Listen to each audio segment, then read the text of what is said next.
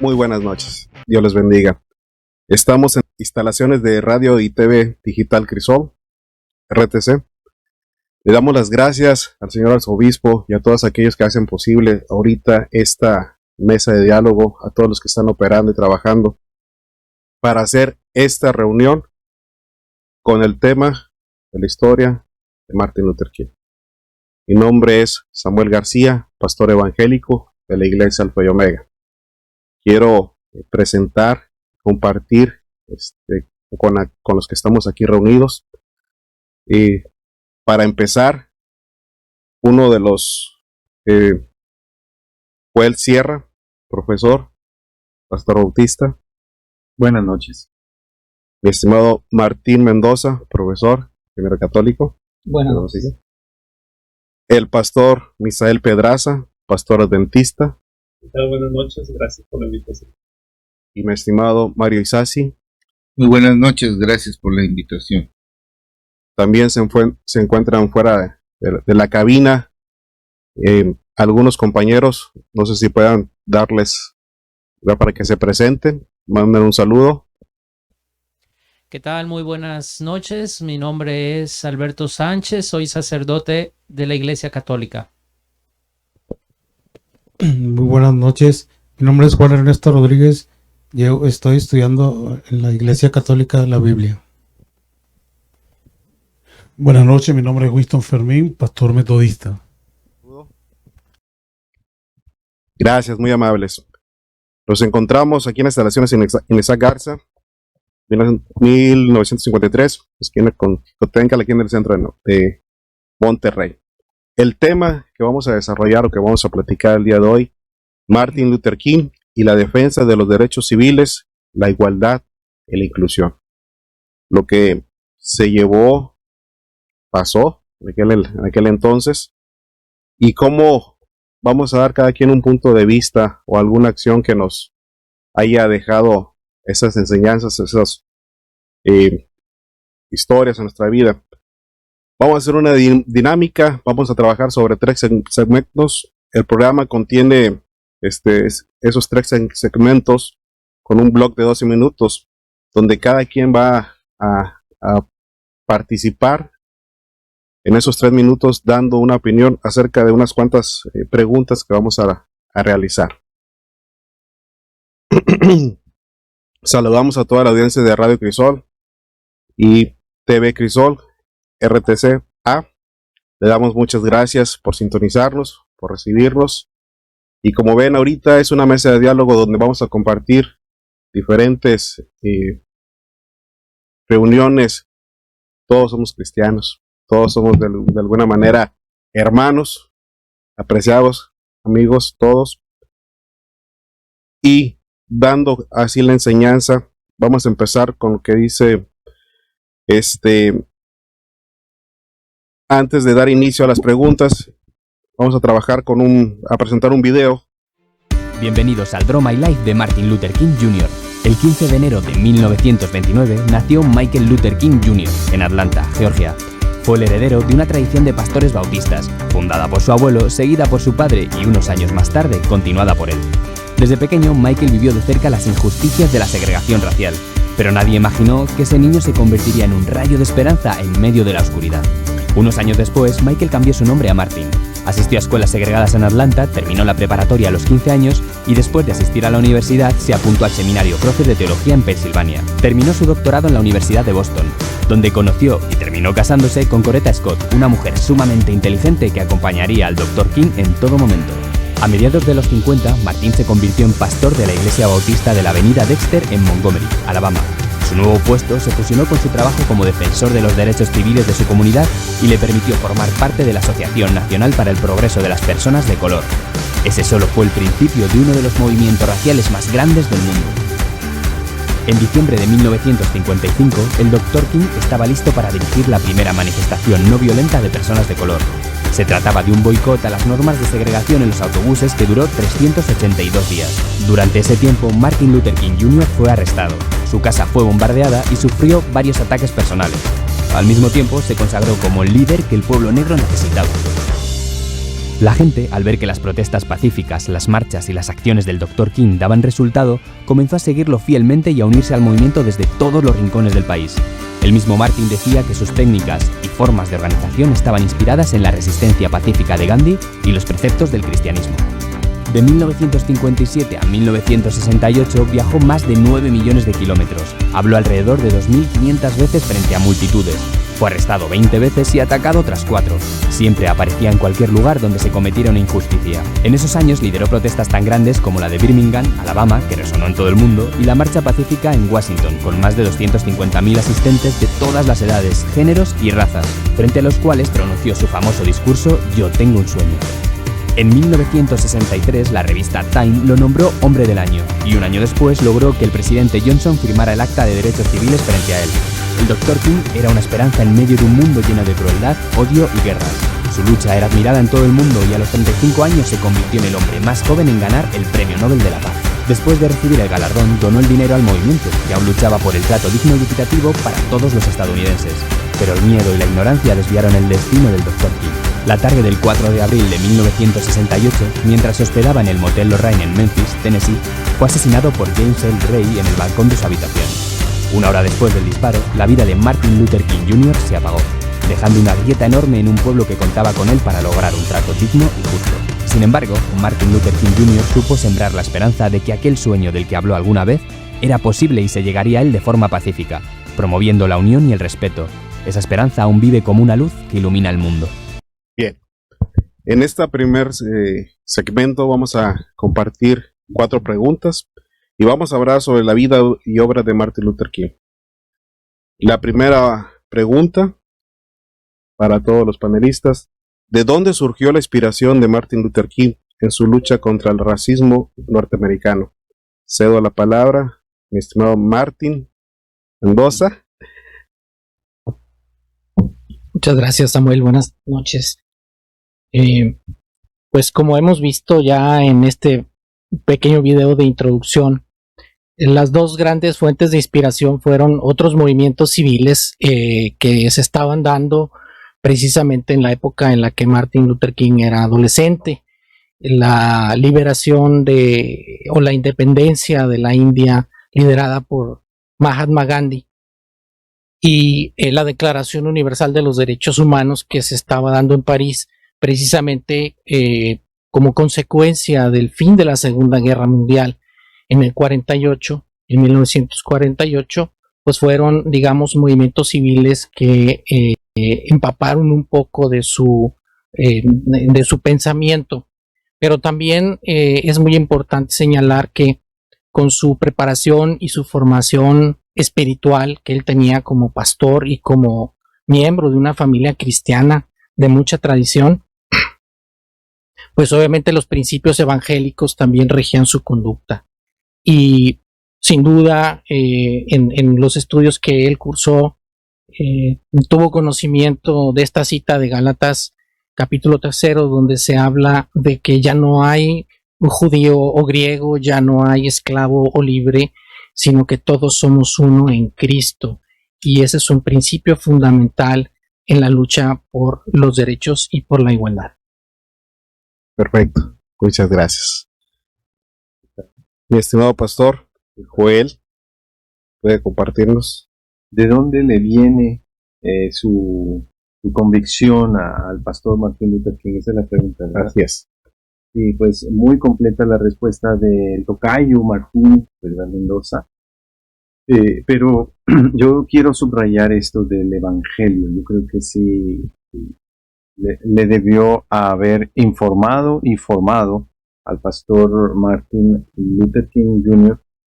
El Señor Jesús, el ejemplo del evangelio y la manera en que la fe en la sociedad de su época, la sociedad de los estados del sur de Estados Unidos que tienen población afrodescendiente, y la forma en que la iglesia forma una parte fundamental de la vida de este pueblo, ¿verdad? Eso también. Mi estimado Mario Sassi, pastor evangélico. Muy buenas noches, gracias primeramente quiero dar al arzobispo por patrocinar este tipo de eventos, y también al padre Mario Escalera, quien ha sido el facilitador de que de este programa se dé. Pues como me decían mis compañeros, mis hermanos en Cristo, la inspiración le vino de Mahatma Gandhi, pero también le vino de el Señor Jesucristo y de las Escrituras. Ahorita tras bambalinas estaba yo dialogando con los pastores y citaba un texto que se encuentra en Jeremías 29, 7, que dice: y procurad la paz de la ciudad a la cual os hice transportar, y rogar por ella a Jehová, porque en su paz tendréis vosotros paz, ¿no? Ahí mismo el Señor nos enseña que en su paz nosotros tenemos paz. Hoy en el mundo se habla mucho de paz, mucho más nosotros los líderes religiosos hablamos de paz, pero no hacemos nada por la paz. No nos involucramos, no somos la Biblia dice que tenemos que ser luz en medio de las tinieblas. Y una de las partes que me hacía ver mi pastor, bueno, Dios no me asignó el detener las tinieblas, pero sí me asignó el ser luz en medio de las tinieblas. Entonces, yo creo que es muy importante esto para los cristianos. Muchas gracias, Mario. Mi estimado Isael. Sí, gracias, Samuel. Sin duda alguna, pues coincidimos en varios conceptos que hemos expresado, y recuerdo cuando yo era un niño, y quizá me comparo con el pastor Martin Luther King. Tenía una inspiración dentro de mí que quizá puedo decir que fue un llamado de Dios el que tuve ahí, y creo y quiero pensar que el pastor Martin pues fue inspirado por Dios también para iniciar ese movimiento, pero también la sociedad, como lo dijo bien Martín hace un rato, pues influyó en él para que vieran modelos de lucha, modelos de igualdad, modelos con los cuales él compartía su lucha interna, su llamado interior que Dios le había hecho desde pequeño, y sin duda alguna que se combinaron esos factores para que él tuviera un modelo, y entonces tomara la fortaleza y tomara la decisión de ir adelante. Creo que son factores importantes, y que hoy nosotros como padres pues buscamos cuidar que nuestros hijos tengan esos ambientes donde los lleve a ser hombres y mujeres de paz, hombres y mujeres de éxito. Así que creo yo que la inspiración surgió en esos modelos, en ese ambiente y en esa convicción de llamado personal. Perfecto, te agradezco. Mis compañeros allá fuera de cabina, ¿algún comentario? Llegó a comprender la necesidad que tenía la liberación de aquellos pueblos, de aquella gente, y que pues la inspiración le viene del Espíritu Santo directamente, que le abrió los ojos a la realidad del contexto que estaba viviendo. Gracias. Sí, buenas noches. Sí, mi punto de vista es de que pues pienso que sí fue elegido por Dios, ¿verdad? Porque primero que nada Dios es por medio de él él es el que por medio de él nos movemos a hacer todo esto, ¿verdad? Y él, yo pienso que él fue un elegido de Dios, ¿verdad? Y de todo lo que hizo fue inspirado también por Dios. Gracias. Muchas gracias. Comparto todo lo del panel, en especial cuando uno habla de inspiración es realmente de dónde proviene o dónde comienzan esas raíces para ese mover en la persona de Martin Luther King. Pienso que también un factor a nivel personal fue su padre, ¿no? También reverendo, y que también caminaba ya en los tiempos de infancia, todo lo que se movía pues en su entorno familiar. Por supuesto, la influencia, como decía nuestro querido compañero Martín, ¿verdad? Todo lo que tiene que ver con Mahatma Gandhi, con todo ese proceso de paz, pero también otras personas como su colaborador muy cercano, Clarence St. John's, que también fue uno de los que le ayudó a redactar sus dos grandes discursos. En el año 65, un periodista para el entonces de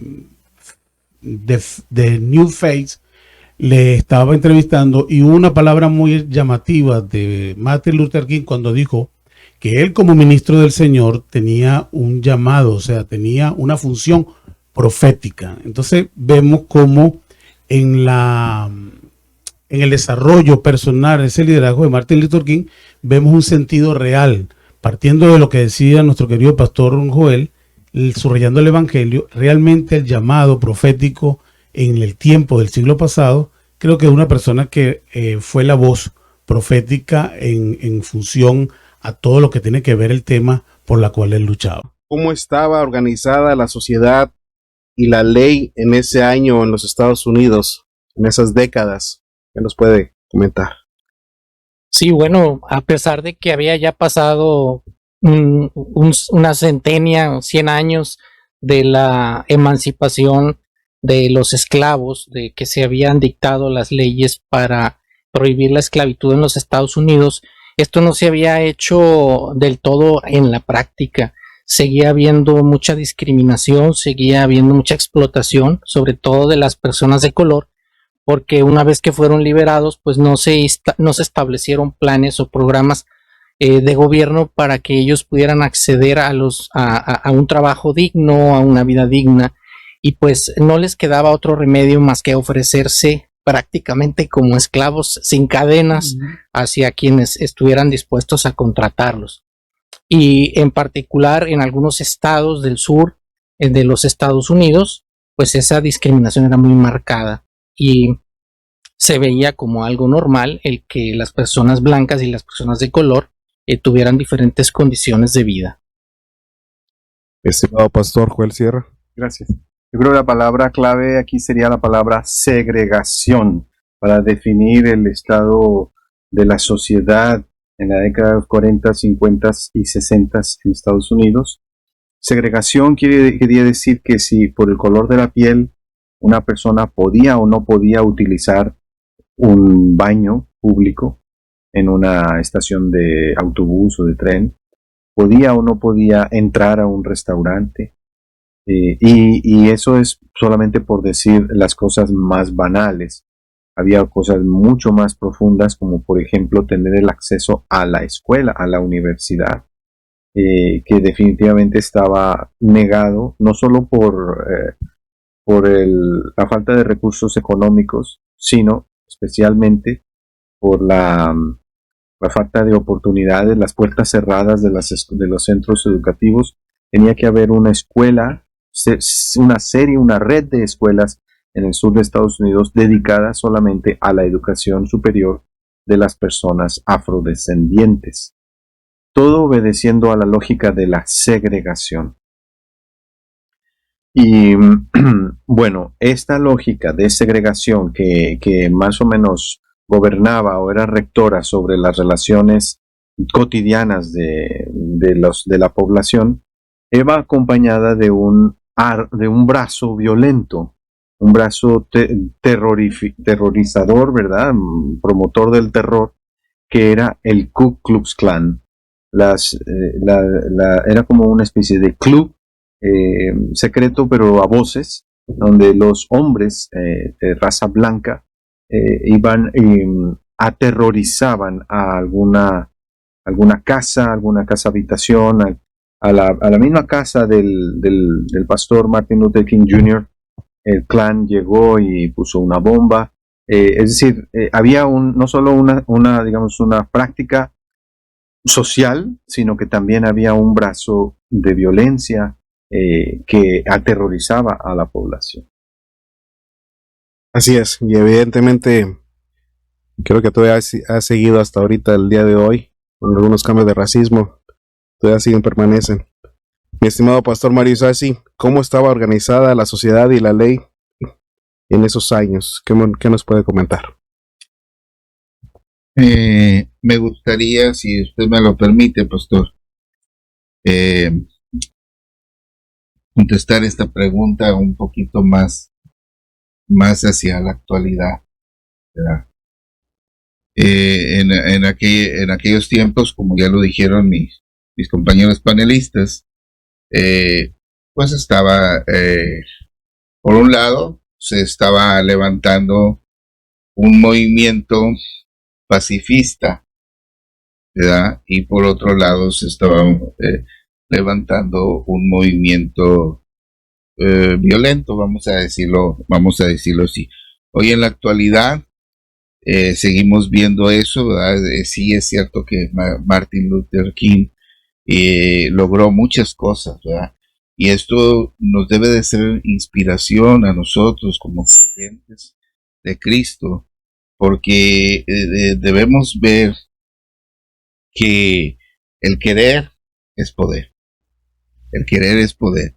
Muchas veces solamente nos pasamos a estar desde el púlpito, desde nuestra comodidad, hablando o criticando la cuestión social que se está viviendo actualmente, pero no hacemos nada por actuar en ella. Entonces yo creo que mis anteriores compañeros panelistas contestaron la pregunta exactamente como se les pidió. Yo quise pedir oportunidad para hacerlo un poquito más actual. Te agradezco, pastor. Estimado Misael. Sí, gracias, Samuel. Sin duda alguna que la sociedad y la ley estaban experimentando cambios constantes. Y aunque las leyes estaban siendo adaptadas a la medida, a la justicia, a la igualdad, aún así la tradición de la sociedad, los usos y costumbres, pues se mantenían aún en el pasado, ¿no? Y mayormente cuando decías, Martín, sobre el hecho de decidir voluntariamente volver a ser esclavo, ¿no? Eso marca el ambiente social que se vivía, puesto que quizá la ley estaba apoyando, pero socialmente no había la adaptación de esas leyes. Y por supuesto que se necesitaba alguien que estuviera al frente para empujar, para hacer liderear y lograr ese cambio completo que se necesitaba en aquel ambiente. Quiero pensar que siempre nos ha tocado enfrentar procesos de cambios, pero cuando tratamos de adaptar esos cambios es donde batallamos. Y ahí es donde encontramos la figura de este líder maravilloso. No cabe duda que había mucha situación de violencia y estaban pasando por una época muy difícil, nada más por el color de piel. Sí. Mi estimado Martín, ¿cómo cree usted que venció sus medios Martin Luther King, su miedo para enfrentar ese racismo norteamericano? Sí, pues como ya lo han comentado aquí también los compañeros panelistas y los que nos acompañan aquí en la sala, el doctor Martin Luther King fue víctima de esta segregación y de esta discriminación por causa del color de su piel. Si visitamos el Museo de Historia en la ciudad de Atlanta, donde hay recopilación de mucha información de esa época, podemos ver los carteles, podemos ver los periódicos y muchos documentos en donde se señala esa situación que él vivió en lo personal. Yo creo que fue un motivo, digamos, como la chispa que encendió ese deseo de salir de esa situación que él y su familia estaban padeciendo. Así es, perdón, me adelanté. Presbítero Heriberto, la pregunta, ¿cómo estaba organizada la sociedad y las leyes en aquel entonces en Estados Unidos, en esos años? ¿Qué nos puede comentar? Bueno, pues obviamente este tiempo no fue fácil ni para esta comunidad y pues tampoco para la sociedad americana, que estaba sufriendo pues que ellos eran mismos americanos, ¿verdad?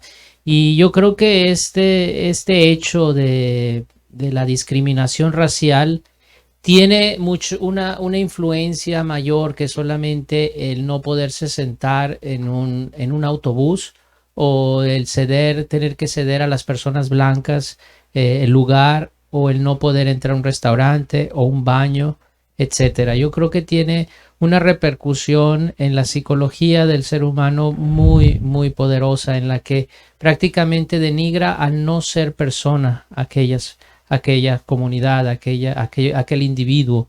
Entonces, el no ser persona te hace ser, pues sí, ignorado, y psicológicamente, pues la afectación también en las personas de un complejo enorme, que yo creo que ese complejo sigue hasta hoy, pero ya lo vamos a ver más adelante. Y yo creo que pues ahí también estaba en ese tiempo el presidente Kennedy por los 60, 63, 64, en el que también ahí él apoyaba esta marcha pacifista, y hay que subrayar mucho ese pacifismo de Martin Luther King, que no fue con violencia, sino que él proponía una defensa pacífica de los derechos humanos y sobre todo pues de la raza negra.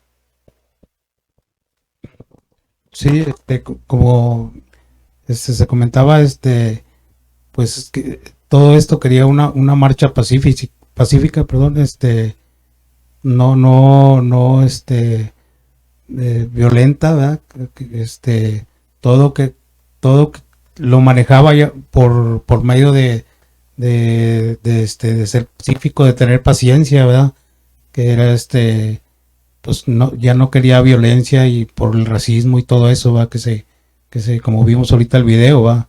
Como comentaban, ¿va? Que pues los blancos y los negros no se podían ver, ¿va? Por decirlo así, ¿verdad?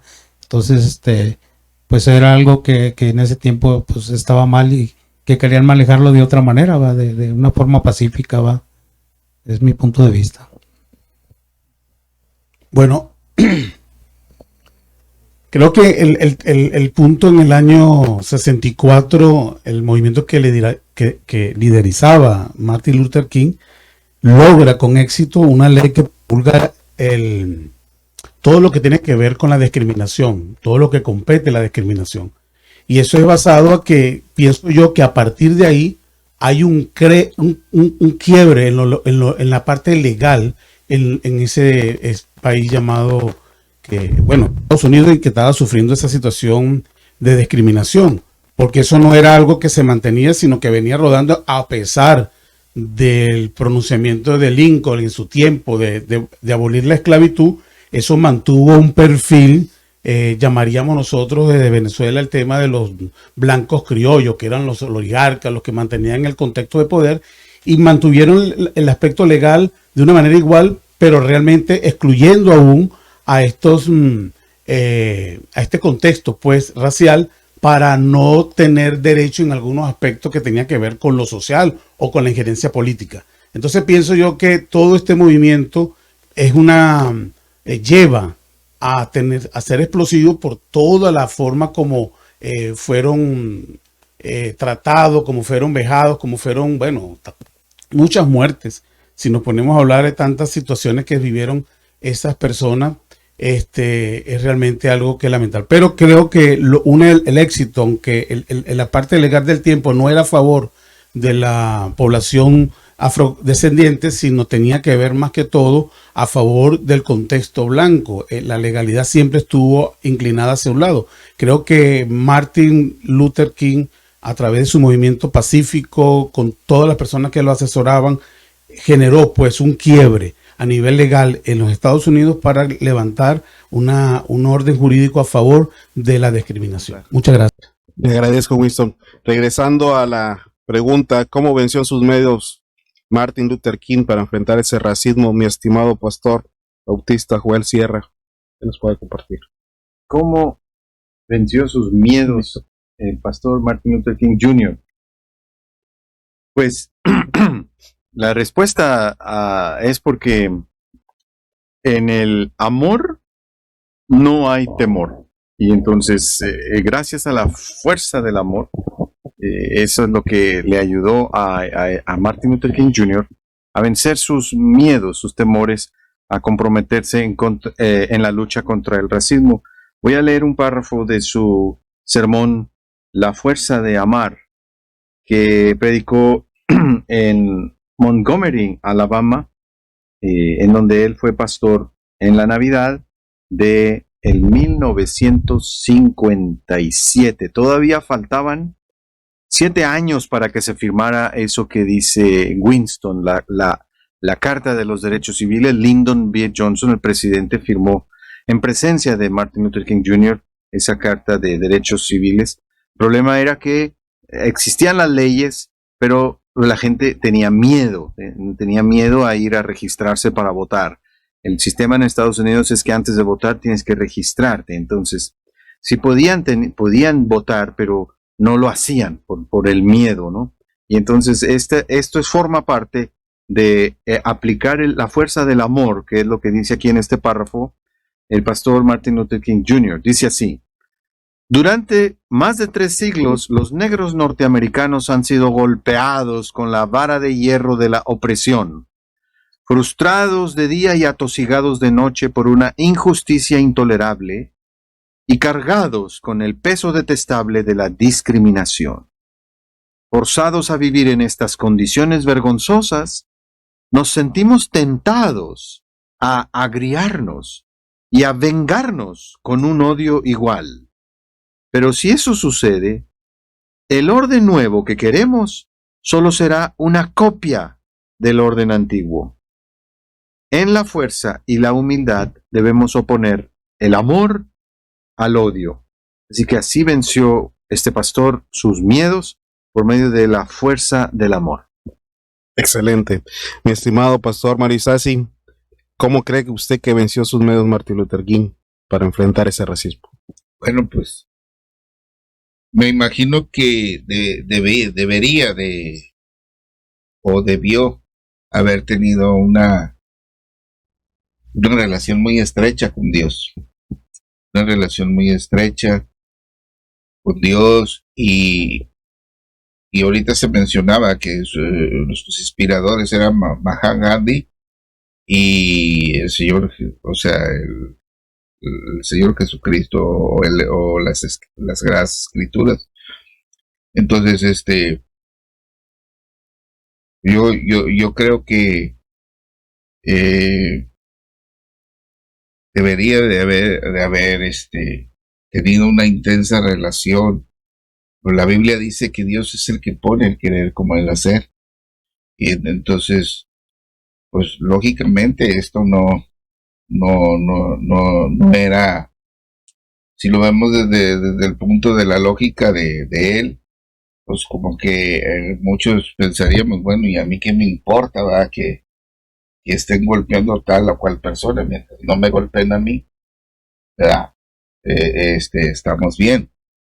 Pero, o que se esté violando el derecho de tal o cual persona, mientras no violen mis derechos, todo está bien.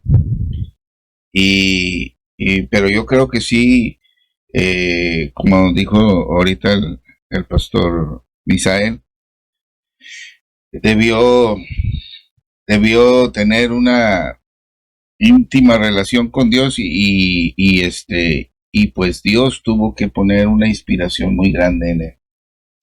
Mi estimado pastor. Sí, gracias.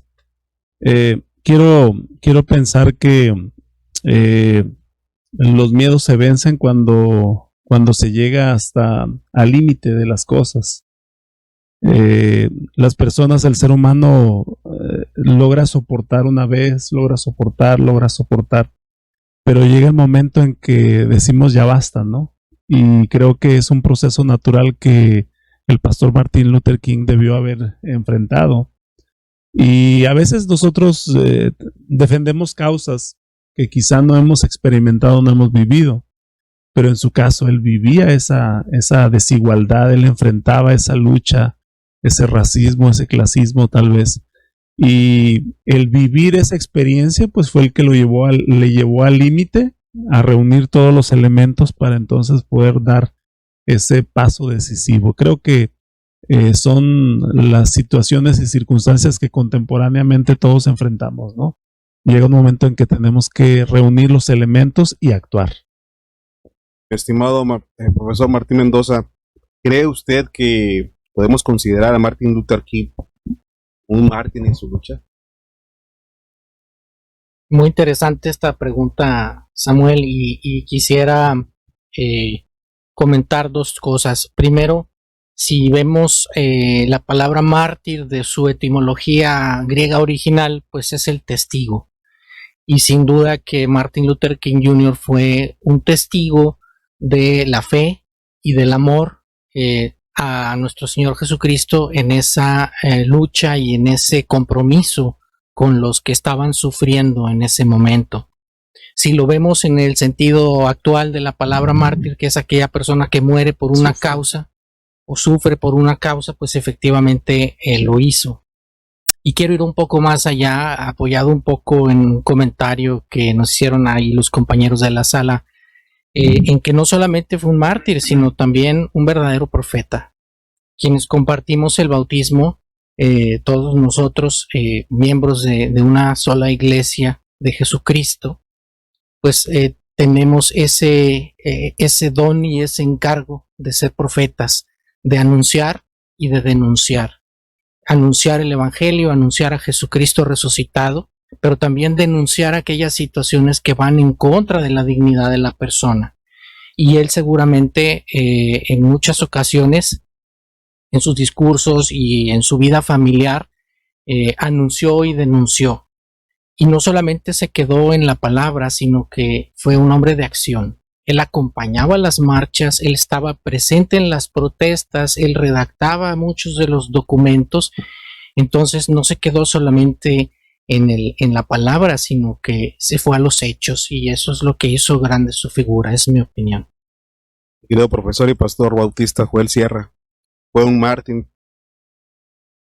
Un mártir. Un mártir, Martin Luther King. Un mártir, sí, un testigo, ¿no? Un testigo del Evangelio en su momento y muy valiente. El punto está en que los evangélicos no tenemos la tradición de tener mártires, no tenemos la costumbre de venerar santos. Y entonces es muy curioso, muy interesante, ¿verdad? Que seamos invitados a esta mesa para conmemorar la vida de un pastor bautista, un pastor evangélico, que por parte de la iniciativa de la Iglesia Católica Romana nos digan, miren, aquí tienen ustedes un buen ejemplo de uno que pudiera formar parte de su martirologio, ¿verdad? De su colección de héroes y mártires. Sí existe en nuestra tradición evangélica, pues las historias misioneras, las historias de misioneros y pastores de otras épocas que estudiamos y que valoramos y todo. Y yo creo que sí sería muy bueno para las iglesias evangélicas incorporar también en esa serie de estudios de historias misioneras también la vida de otro tipo de misionero, otro tipo de líder cristiano, otro tipo de pastor cuya principal misión tal vez no era evangelizadora, en el sentido de propagador de la fe o argumentador acerca de el movimiento evangélico, sino que su principal misión era profética. ¿Ya? Entonces tenemos aquí, no tal vez no a un evangelista, pero sí a un profeta, que señala, denuncia la realidad del pecado de su tiempo y también anuncia la posibilidad, en esperanza, la posibilidad de la luz de Cristo brillando no solamente en las casas, sino también en la esfera pública. Pastor Angélico Marisasi. Muy interesante esta pregunta. Pues definitivamente sí es un mártir, un testigo o un hombre que murió por la causa. Es muy cierto lo que comentaba mi hermano pastor Joel. Nosotros como cristianos no tenemos mártires, no estamos acostumbrados a tener mártires ni tampoco santos, pero el hablar, el reconocer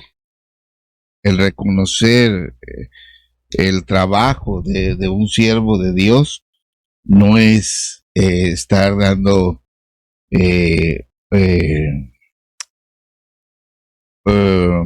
no es estarlo canonizando ni estarlo poniendo como un santo, ¿verdad?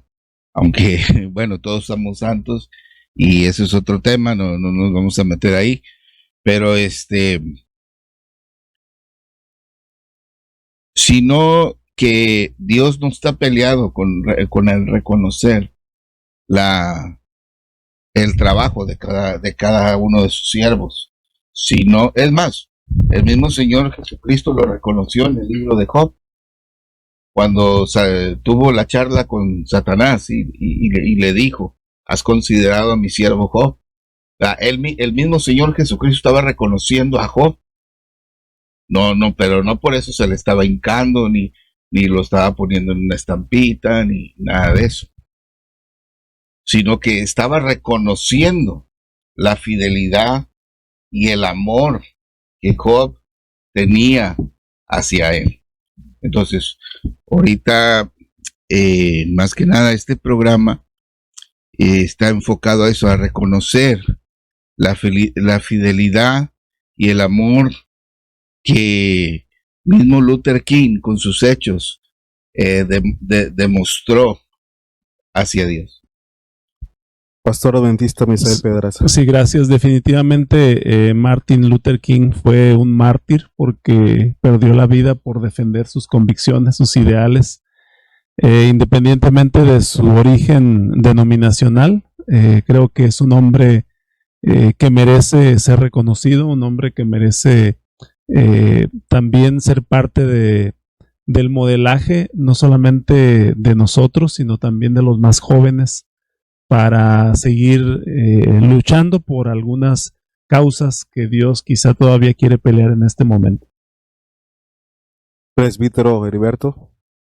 Bueno, pues no, yo estoy de acuerdo en lo que dicen los panelistas, simplemente la situación y también lo que ya se había mencionado antes, lo que su padre, que era un pastor, seguramente que le dio un cierto empoderamiento también desde el punto de vista de la fe y desde la fe que tiene también una implicación social, y a partir de un buen conocimiento también de las Sagradas Escrituras, él supo vencer ese temor, porque pues es Dios el que vence, es Dios el que actúa, y él entendió y comprendió esto a través de las Sagradas Escrituras, y también pues se vio impulsado por la situación que estaba viviendo su pueblo, y con ese poder de Dios supo vencer sin miedo también pues estas adversidades y poder ayudar y hacer algo por su pueblo.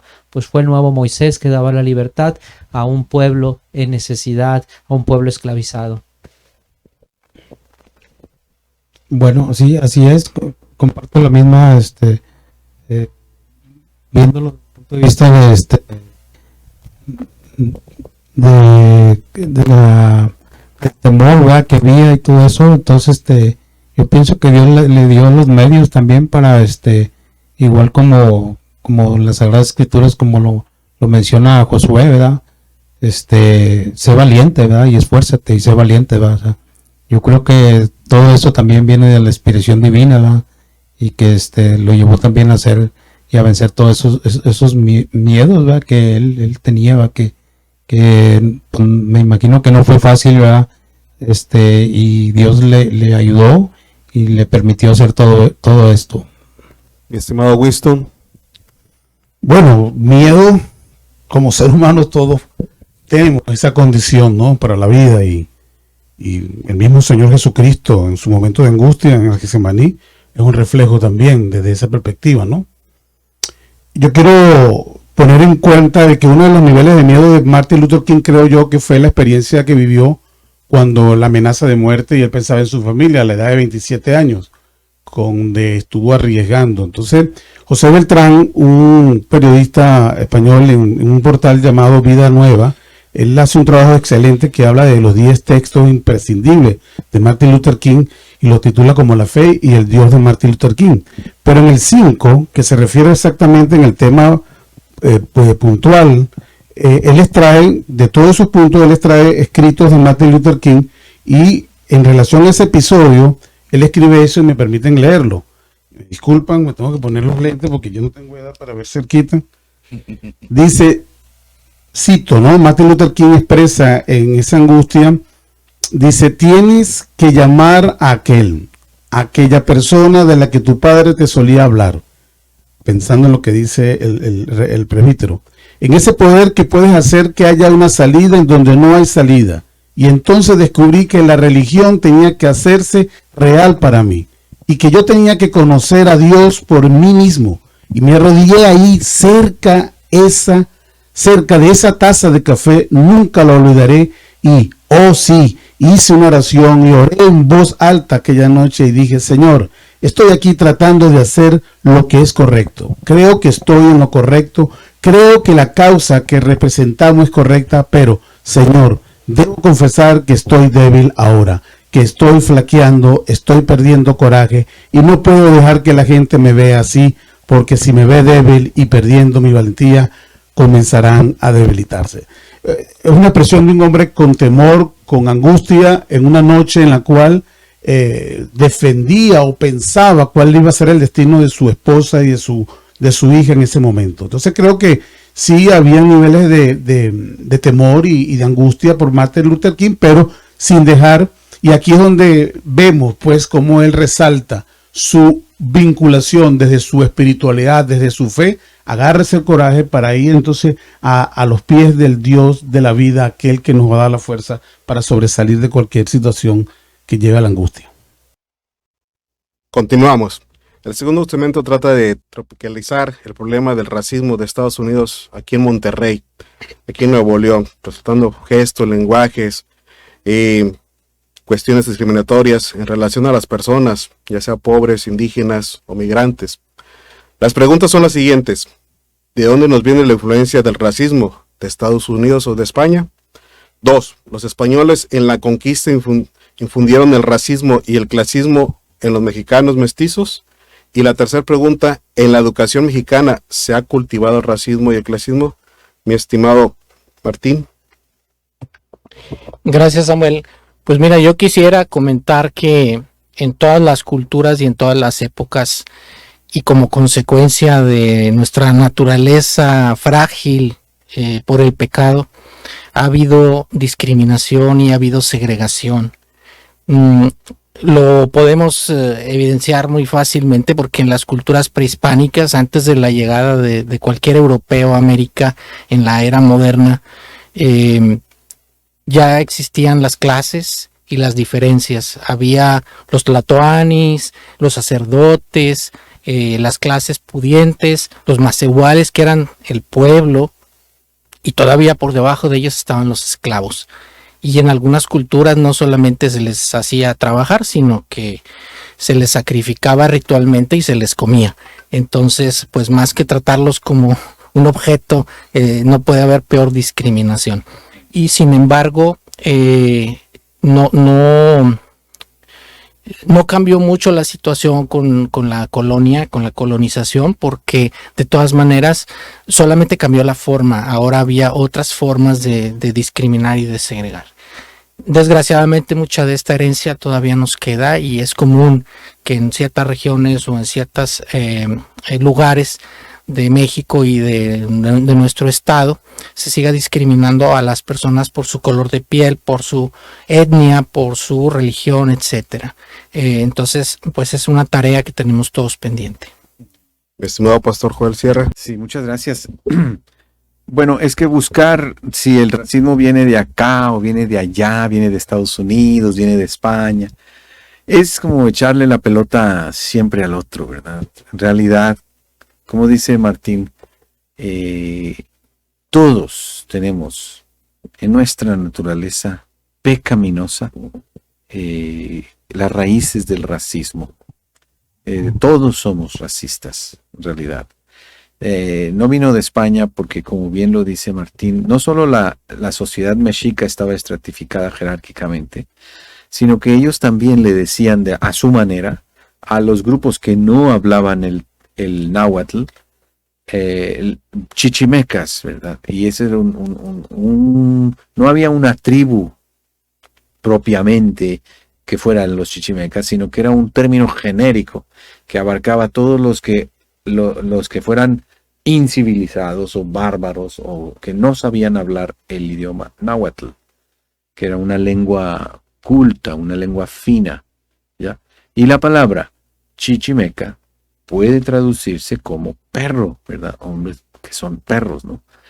También hay otra versión que puede ser, ¿verdad?, de la piel roja, pero más bien yo me inclino a pensar que era un término despectivo por parte ya de los mexicas.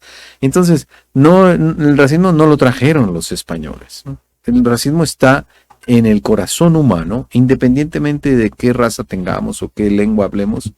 Por ser seres humanos, tenemos el pecado y tenemos la necesidad de arrepentirnos y convertirnos. No importa que seamos de una familia cristiana o de una familia católica o evangélica o lo que sea, todos necesitamos convertirnos al Evangelio, conocer al Señor y darle al Señor nuestro corazón, abrir nuestro corazón a Cristo, para comenzar a erradicar el problema del racismo, que es muy profundo en nuestro corazón. Mi estimado pastor Mario Isasi, ¿la educación mexicana se ha cultivado el racismo y el clasismo? Sí, y como decían mis compañeros panelistas, pues esto no es que provenga de tal o cual parte, sino que proviene del corazón del hombre, el racismo. Jeremías 17:9 dice: engañoso es el corazón más que todas las cosas y perverso, ¿quién lo conocerá? Entonces, pues el racismo más que nada viene de nosotros, del miedo a eso que no conocemos. Estimado pastor Misael. Sin duda alguna que coincido con todo lo que se ha dicho. El corazón humano tiene un defecto y tal como heredamos esa tendencia al pecado, pues hemos venido reproduciendo en cada generación y en nuestros descendientes esa tendencia natural a discriminar, a hacer de menos, a separar. Y creo que definitivamente a través de los tiempos en el continente viejo, como le llaman, en Estados Unidos, en América, en la conquista, pues no es que solamente trajeron eso, sino simplemente el ser humano tenía esa debilidad, esa tendencia. Y creo yo que actualmente en el entorno de nuestro México, en el entorno de la educación, aunque se trata de legislar que no suceda, aunque hay reglas, aunque hay leyes, aunque hay escenarios que se ponen para que sean parejos para todos, aún nos encontramos en circunstancias y en momentos como sucedió en los tiempos de Martin Luther King. La realidad es que no es así todavía. Y creo que esta es una invitación para que enarbolemos esas banderas de lucha, de defensa por esos valores, por esos principios y por ese ambiente de paz y de unidad que el ser humano requiere como lo hemos recibido de la Santa Palabra. Gracias. Continuando con nuestro tercer segmento, mi estimado Martín, como comunidad cristiana, ¿cómo podemos sumarnos en la lucha por la inclusión y la igualdad? Muy bien, pues yo creo que podemos actuar en dos sentidos. Uno, en la forma individual, cada uno de nosotros como persona, aprender a tratar a todos sin distingo, a tratarlos a todos con la misma dignidad, porque todos somos imagen de Dios y por lo mismo todos debemos de recibir y dar el mismo respeto. Y como grupo, como colectividad, pues podemos apoyar sumándonos a todos aquellos esfuerzos o iniciativas que ya existen o promoviendo algunas otras. Es importante conocer, por ejemplo, que en México existe un Consejo Nacional para la Prevención de la Discriminación, el CONAPRED, y además existen muchas organizaciones no gubernamentales de la sociedad civil que promueven el conocimiento de las diferentes culturas y están atentos a la discriminación. Gracias, mi estimado Pastor Joel.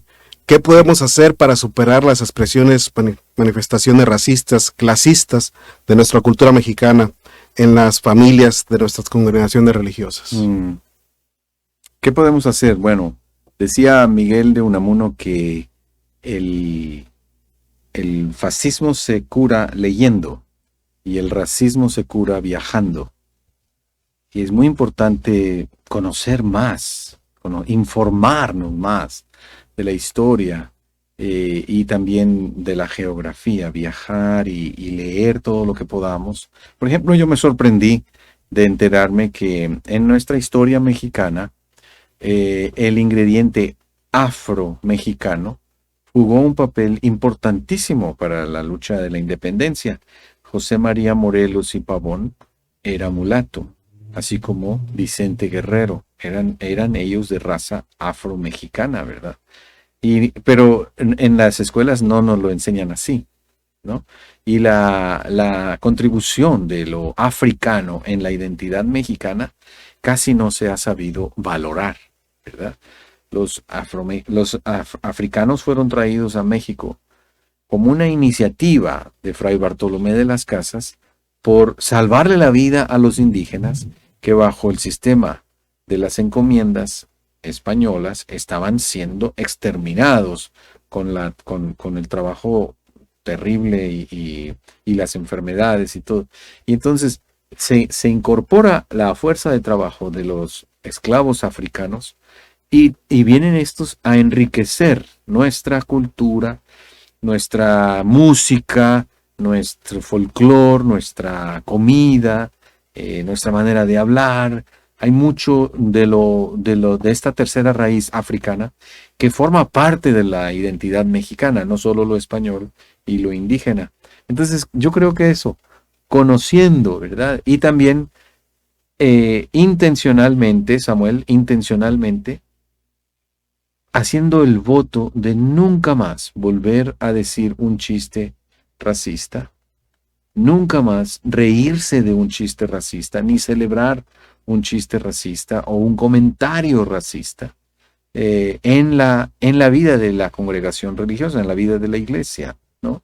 Animar a que si somos creyentes cristianos, tenemos una manera de hablar que es santa, y esa manera santa de hablar no incluye para nada referencias a burlonas al color de la piel de alguien o gestos o expresiones que revelan racismo.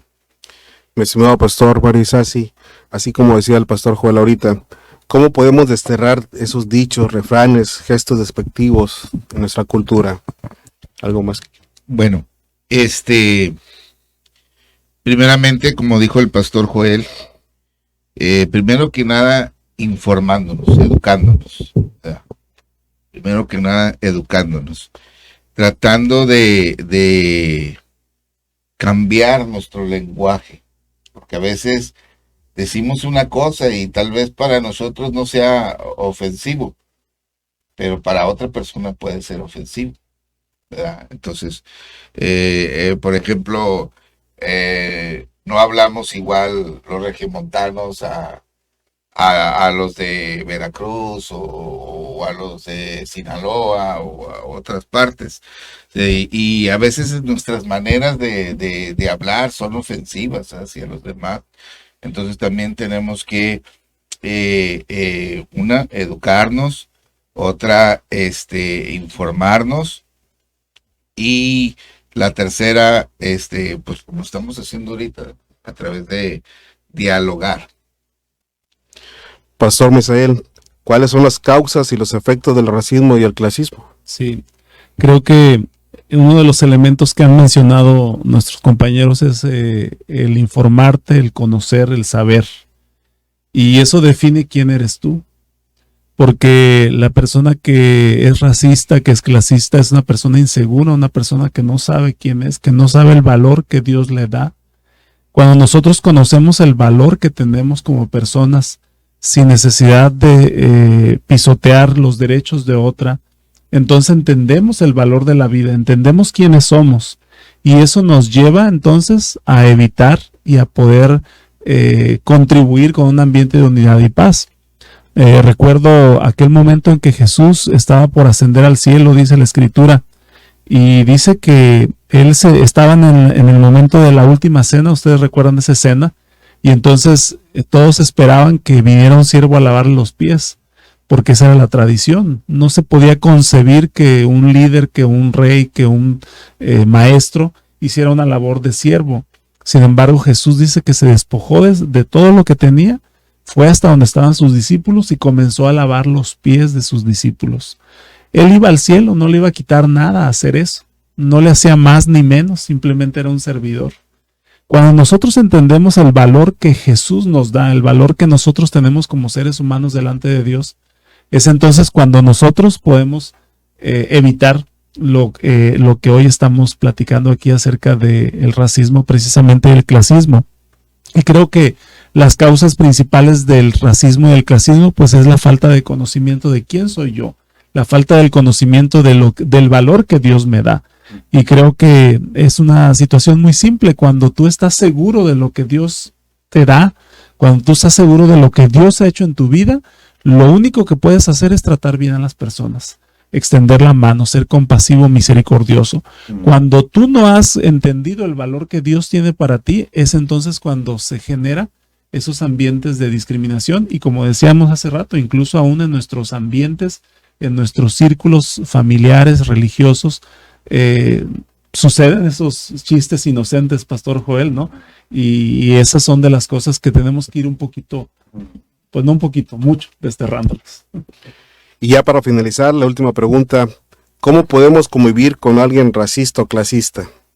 ¿Qué podemos proponer para evitar esas confrontaciones, evitar esa violencia? ¿Cómo podemos invitar para hacer la paz y luchar contra ese racismo? ¿Alguien quiere contestar la pregunta? Está abierta. Para que pueda haber paz en nuestra sociedad, primeramente tiene que haber paz en nosotros. Y la paz empieza desde nuestro interior, ¿verdad? Yo expreso lo que soy interiormente a través de mis actos, a través de mi manera de convivir o de relacionarme con los demás. Entonces, queremos paz, pero primero tenemos que estar en paz nosotros. Esa es mi humilde aportación. Yo creo que un elemento clave es el respeto hacia quienes en algún momento incluso no solamente piensan diferente y actúan diferente que nosotros, sino también a esos que no están seguros y que practican quizá alguna clase de racismo hacia otra persona. Generalmente la naturaleza del ser humano es querer cambiar a quien tiene un error, ¿no? Oye, te voy a decir, mira, cuídate, esto, haz esto. Y generalmente lo que logramos es que se comience un conflicto, ¿no? Entonces el respeto, el modelar, el ser quien eres tú como cristiano, creo que es una de las formas de convivir con aquellos que están a nuestro lado, que viven esa desafortunada actitud de menospreciar a los demás. A mí me hace pensar en la situación, me hace pensar a mí en la situación del pastor Martin Luther King Jr. y en la ambigüedad de la religión cristiana. Es ambigua en el sentido de que todo el contexto de Martin Luther King Jr. estaba informado sobre el cristianismo. Y era una sociedad cristiana, pues el mismo racismo que Martin Luther King Jr. vivió estaba informado por la Biblia, tenía una supuesta base bíblica, ¿verdad? Y entonces representa una forma, tal vez errónea, de interpretar ciertos pasajes de la Biblia, que se traducen en actitudes racistas, ¿no? Y él tuvo que lidiar con esta situación de enfrentar con el lenguaje bíblico a sus hermanos en la fe, otros bautistas y otros protestantes y católicos, que eran cristianos, pero que también eran racistas, ¿no? Y es decir, yo creo que ahí tenemos que nosotros también aprender a apelar al Evangelio, apelar a la Biblia, cuando convivimos con personas racistas que indudablemente tienen algo, aunque sea un poquito, un pincelazo por afuera, una barnizada de cristianismo, pero tienen una referencia al Evangelio. Y ahí yo creo que nuestro recurso es ese, ¿no? Invitar a mi hermano y a mi hermana a volver al Evangelio, y no solo de mente o de pensamiento, sino en la manera de vivir. Si me permites, yo nada más quisiera agregar el valor de la familia en este proceso formativo, que sin duda es el primer punto de contacto entre el individuo y la sociedad. Es en las familias donde se tiene que educar, donde se tiene que formar y donde se tiene que presentar esta información para que el individuo crezca y aprenda a respetar y a convivir en paz con todos los demás. ¿Alguien que quiera compartir allá afuera de cabina?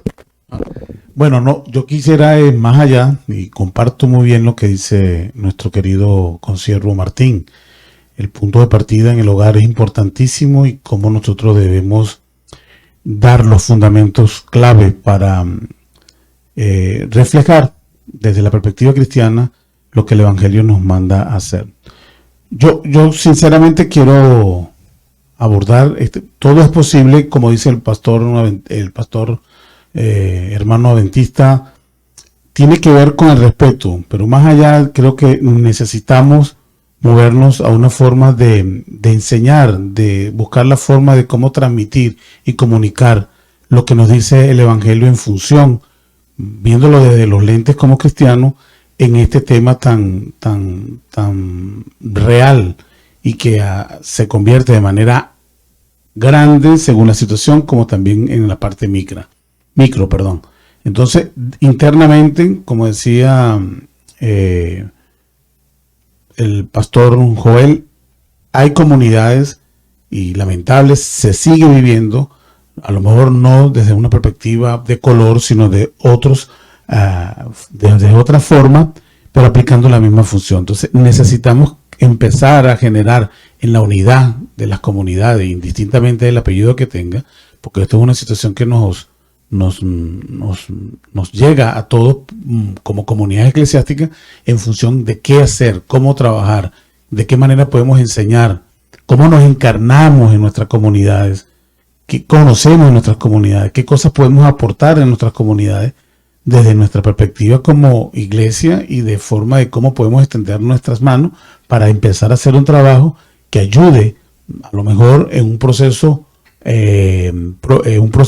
de que genere un movimiento para ir desmontando esas estructuras pues, que se han establecido a través del racismo. Gracias. Sí. No, pues yo pienso que también hay que ver las consecuencias de este racismo que se vive en nuestras sociedades, ¿verdad? Sobre todo en México y en el estado de Nuevo León. Yo pienso que hay un gran temor delante de aquello que aparece distinto a mí y este es como un mecanismo de defensa, y lo que estoy haciendo con el racismo es defender mi posición, defender mi estatus, defender o simplemente asegurarme como en una zona de confort en esa situación.